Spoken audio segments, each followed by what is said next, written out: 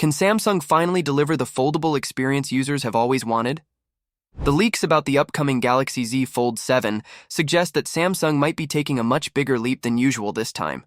While previous upgrades felt more like small tweaks, this year's changes seem to focus heavily on fixing what users actually care about, especially the size, design, and screen quality. Let's talk about the display first because that's where people usually notice improvements most. The Galaxy Z Fold 7 is expected to come with an 8-inch main screen, slightly larger than the 7.6-inch one found on the Fold 6. While this difference sounds small in numbers, it makes the device look noticeably larger when compared side by side. The bezels have also been trimmed down to only 0.5 millimeters, which gives the phone a more modern and immersive feel. On the Fold 6, the bezels were 1.9 millimeters thick, so this is a pretty big visual upgrade. Less border, more screen, something users have been asking for every year. Another major focus is on the overall size and portability. When folded, the Fold 7 reportedly measures just 9 millimeters in thickness. That's a big step down from the 12.1 millimeters of the Fold 6, and when you unfold it, it shrinks from 5.6 millimeters to just about 4 millimeters. It's still not thinner than some foldables from Oppo, but this is still one of Samsung's best efforts to make the Fold series more comfortable to carry and easier to use with one hand. Now let's address something that almost every foldable phone user has complained about: the crease in the middle of the display. Based on leaks, Samsung has finally reduced the crease, making it much less visible when the phone is fully open. This means it might actually feel more like using a normal tablet and less like a device that's split in two. If this is true, it's going to make a huge difference in how users enjoy videos, games, and multitasking on the Fold 7. But while Samsung has improved a lot, not everything is getting better. The battery capacity is still expected to stay the same at 4,400 mAh. For a phone with such a large display and powerful features, many users were hoping for a bump in battery size to avoid charging in the middle of the day. Speaking of charging, this is where Samsung is still holding back. The Fold 7 is likely to stick with 25-watt wired charging, the same speed we've seen in past models. Compared to other smartphones that now charge at 80 watts or even 100 watts, this seems outdated. It's especially disappointing for a device that's supposed to be pushing boundaries in design and performance. On the bright side, Samsung is expected to use Qualcomm's latest Snapdragon 8 Gen 3, or what some call the Snapdragon 8 Elite, in the Fold 7. This new chipset brings faster performance and better power efficiency. So even though the battery size hasn't changed, the improved efficiency could help stretch battery life a bit more.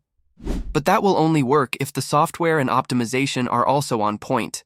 Otherwise, users might still find themselves reaching for the charger more often than they'd like.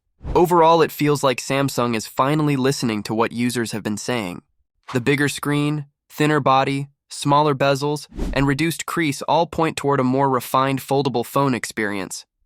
However, sticking with the same battery and charging speed might make some people hesitate, especially when other brands are offering better specs in these areas. Whether or not the Fold 7 ends up being the top foldable of 2025 depends on how well it performs in real-world use. So, is Samsung getting closer to perfection, or are these remaining hardware limits still going to hold it back? Let us know your thoughts in the comments. And if you enjoyed this video, don't forget to hit like and subscribe to the channel for more tech updates, reviews, and all the latest on foldables. Tired of waiting for that one UI 7 update on your Samsung phone? You're not the only one, but here's some good news. Samsung has officially started rolling it out in more countries. It kicked off earlier this week in South Korea, but now it's moving into Europe and the United States.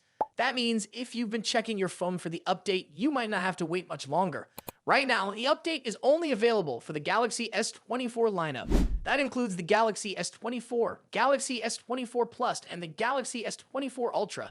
If you own one of these, make sure your phone is fully charged and connected to Wi-Fi because the update could arrive at any moment. Samsung has already confirmed that users in the US are also starting to get it, not just those in South Korea or Europe. But it's not stopping there. The Galaxy Z Flip 6 and Galaxy Z Fold 6 are next in line and could start receiving the update very soon, possibly even today. For those using other Samsung phones that are eligible for One UI 7, the update might take a bit longer to show up. That's completely normal. Samsung usually rolls out updates in stages, starting with the newest flagship models and gradually reaching other devices over the following days or weeks. So even if you haven't seen the update yet, don't worry, it's likely on the way. Now, what exactly does One UI 7 bring to your phone? It's more than just a few bug fixes or minor changes. Samsung has made noticeable improvements in both design and functionality. The user interface now looks cleaner, feels faster, and is easier to navigate. You'll also find more ways to personalize your phone so it works the way you want it to. One of the coolest additions is the new Now bar.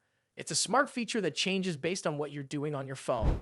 Whether you're watching a video, browsing the web, or chatting with someone, the Now bar gives you quick access to the features you'll likely need in that moment. It's designed to save you time and keep things simple. Widgets are getting a nice upgrade too. Samsung has introduced more styles, extra features, and better ways to organize them. If you like having things like weather updates, calendars, or health stats right on your home screen, you'll definitely enjoy the new widget experience. Another big part of One UI 7 is artificial intelligence. Samsung has added smart features that actually help with everyday tasks. You'll see better text suggestions when typing, improved photo editing tools, and smart options that learn from how you use your phone.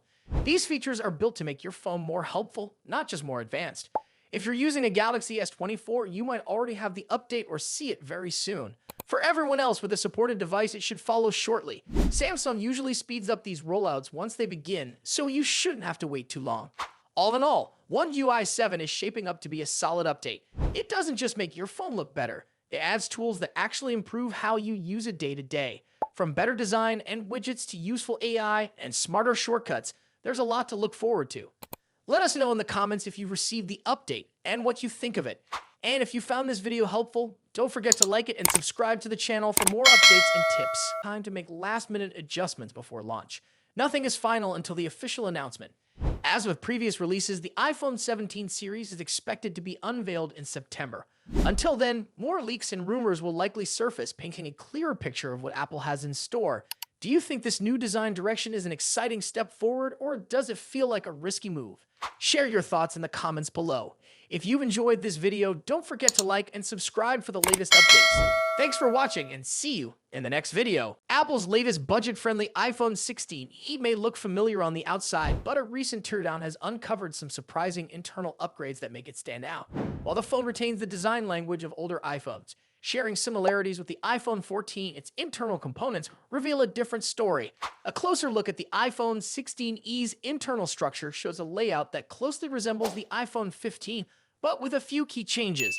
One of the biggest differences is the camera system. Instead of the dual camera setup found on the iPhone 15, Apple has opted for a single 48-megapixel wide lens on the 16e. By removing the secondary lens, Apple has freed up additional space inside the device. This extra space has been put to good use as the teardown confirms the inclusion of a larger battery, a welcome improvement for those prioritizing battery life. Initially,